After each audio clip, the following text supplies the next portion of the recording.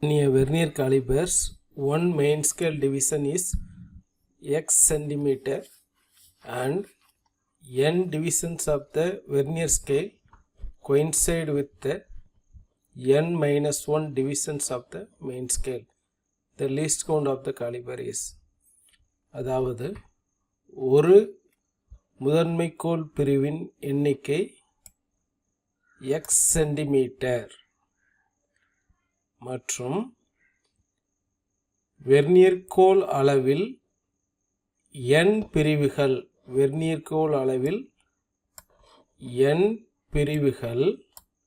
முதன்மைக்கோள் அளவில்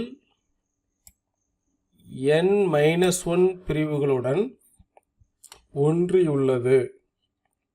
அதன் மீச்சிற்றளவு என்ன? Equal to x. சரியா? இது அவங்களே கொடுத்துருக்காங்க. 1 main scale division is x centimetre, 1 MST equal to, அதுக்கு அடுத்து கொடுத்துருக்கிறது n VST.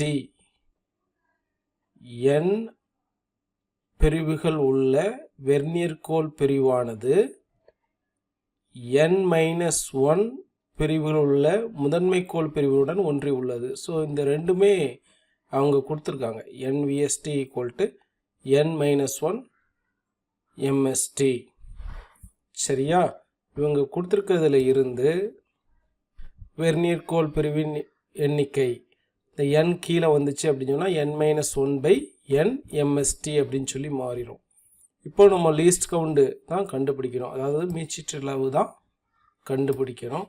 நான் லீஸ்ட் கவுண்டுக்கான ஃபார்முலாவை இப்போ எழுதிக்கிடணும்.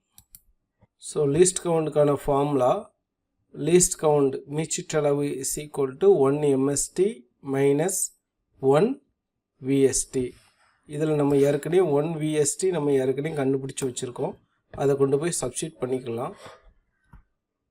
ஸோ 1 MST அப்படி தான் இருக்குது, அது ஒன்றும் செய்யலை. மைனஸ் 1 VSTக்கு பதிலாக n minus 1 by n MST இதை சப்ஸ்டிட் பண்ணியாச்சு.